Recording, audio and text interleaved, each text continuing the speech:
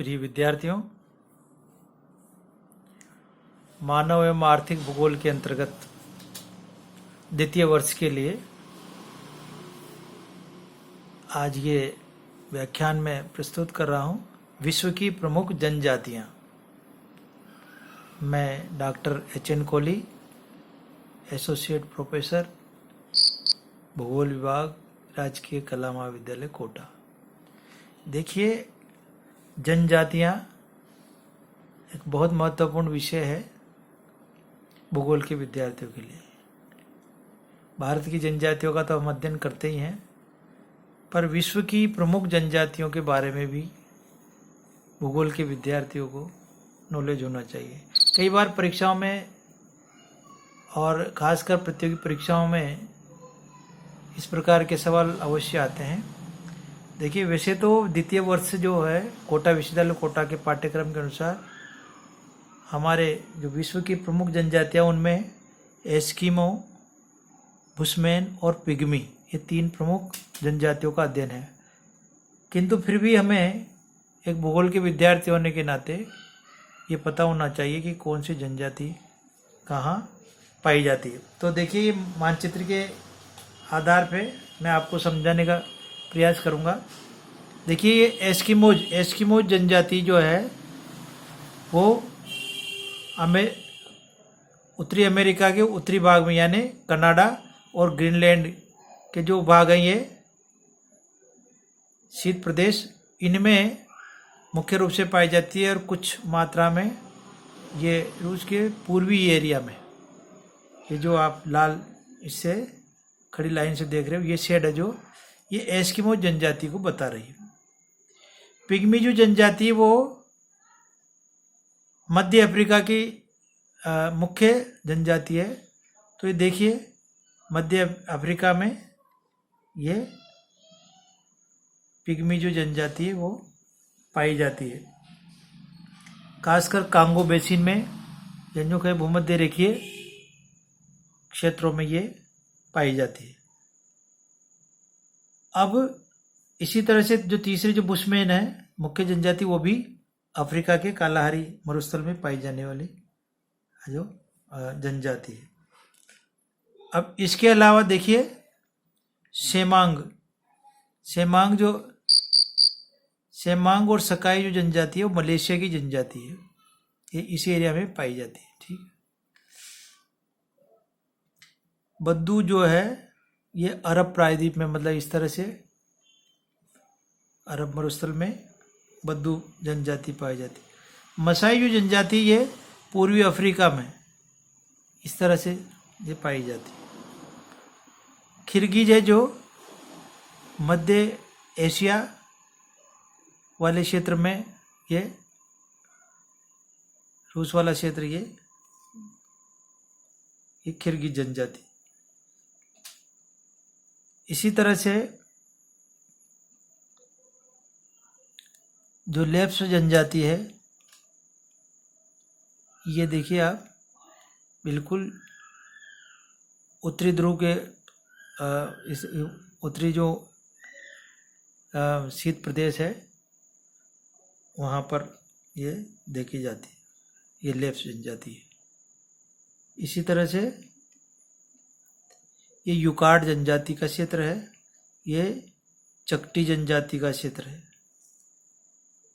इसके अलावा कजाकिस्तान में कजाक जनजाति है, पाकिस्तान में अफरीदी जनजाति है। और भारत की बात करें तो भारत में काफ़ी जनजाति पाई जाती है, मुख्य रूप से भील, गोंड, संताल, नागा, ये भारत की जनजाति में हम इनका अध्ययन करेंगे। जापान में आइनू, इसी तरह से न्यूजीलैंड में माओरी जनजाति मिलती है। और ये देखिए, दक्षिण अफ्रीका की बात करें तो बोरो जनजाति है जो ब्राज़ील है, पेरू और इक्वाडोर में।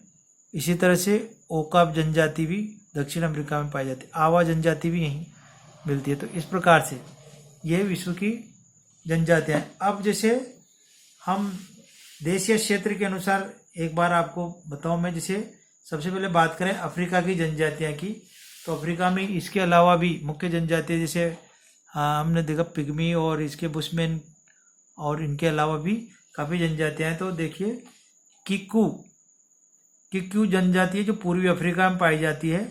जूलू जो जनजाति है वो दक्षिणी अफ्रीका में मिलती है। पिग्मी आई है कांगो बेसिन में। इसी तरह से फुलानी है जो नाइजीरिया में। एक बर्बर जनजाति और है जो उत्तरी अफ्रीका में पाई जाती है। बांटू मध्य एवं दक्षिण अफ्रीका में। बुशमैन कालाहारी क्षेत्र में है। बोर एक और जनजाति है जो दक्षिण अफ्रीका की जनजाति है। मसाई ऐसे ही कीनिया और पूर्वी अफ्रीका में। एक है होटेनटाट कालाहारी क्षेत्र और बोत्सवाना में मिलती है। हेमाइट्स जो है जो पश्चिमोत्तर अफ्रीका में पाई जाती है। इसी तरह से होसा एक जनजाति है जो नाइजीरिया में पाई जाती है। इसी तरह से एशिया में जो जनजातियां हैं, अफरीदी आइया पाकिस्तान में, आइनू है जो जापान में, कजाकिस्तान में, एक और किर्गिज है जो मध्य एशिया में पाई जाती है। बद्दू जो अरब प्रायद्वीप में पाई जाती है। समोएड्स एशियाई टुंड्रा प्रदेश में पाई जाती है। सेमांग मलेशिया में और बेदास श्रीलंका में। तारतार साइबेरियाई रूस में। युकादिर साइबेरियाई रूस में और पपुआंस न्यू गिनी में मिलती है। इसी तरह से रेड इंडियंस है कनाडा और यूएसए में। एस्किमोज है सही कनाडा में। और बोरो आवा और ओका ये मतलब इसमें दक्षिणी अमेरिका की जनजातियां हैं। ऑस्ट्रेलिया में रुगोजिन्स और बिंदीबू। माओरी न्यूजीलैंड में। यूरोप में क्लोप जनजाति भी पाई जाती है यूरोपीय टुंड्रा में। तो इस प्रकार से ये विश्व की प्रमुख जनजातियां हैं। और जनजातियों का तो जीवन में अभी भी अमेजन बेसिन में है इस प्रकार की जनजातियां जिनका संपर्क मनुष्य से नहीं हो पाया है और वो एकाकी जीवन जीते हैं। वो बाहरी दुनिया से संपर्क नहीं रखना चाहते। तो इस प्रकार के अभी भी अमेजन बेसिन और कांगो बेसिन में इस प्रकार के लोग हैं जो जिनके बारे में हम कुछ नहीं जानते, लेकिन फिर भी जिनके बारे में जान रहे हैं उनमें भी हम देखेंगे कि किस तरह का प्रकृति के साथ में कैसा सामंजस्य बिठाकर और ये जनजातियाँ अपना जीवन निर्वाह करती है और किस तरह से एक आम जीवन से अलग हट के इनका जनजीवन होता है। तो इस प्रकार से इनके बारे में विस्तृत जानकारी हमें करनी होती है। तो भूगोल के विद्यार्थियों होने के नाते हमें इन जनजातियों के बारे में, इनके जीवन, रहन सहन, खान पान, आचार विचार, इनकी जो आर्थिक व्यवस्था है, इनकी चारित्रिक विशेषता है, शारीरिक संरचना है, शिकार करने के तरीके हैं, इनके आवास हैं और इनकी सामाजिक व्यवस्था, इन सब के बारे में हमें अध्ययन करना होता है। तो भूगोल के विद्यार्थी इन सब चीज़ों से अवगत होता है कि किस प्रकार से विश्व की प्रमुख जनजातियों का जो सांस्कृतिक, आर्थिक और सामाजिक ताना बाना है, इन सब चीज़ों का विस्तार से अध्ययन किया जाता है। अब अगली कक्षा में हम विश्व की प्रमुख जनजातियों में एस्किमो जनजाति का विस्तृत अध्ययन करेंगे। यह थोड़ी सी जानकारी आपको उपलब्ध करवाई है क्योंकि अक्सर परीक्षा में जनजातियों पे कंपटीशन में प्रश्न आते हैं।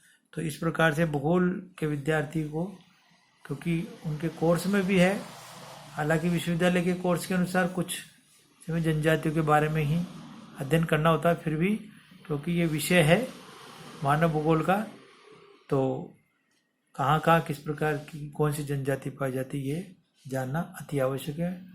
मुझे आशा ही नहीं विश्वास है कि ये वीडियो आपके लिए बहुत उपयोगी साबित होगा।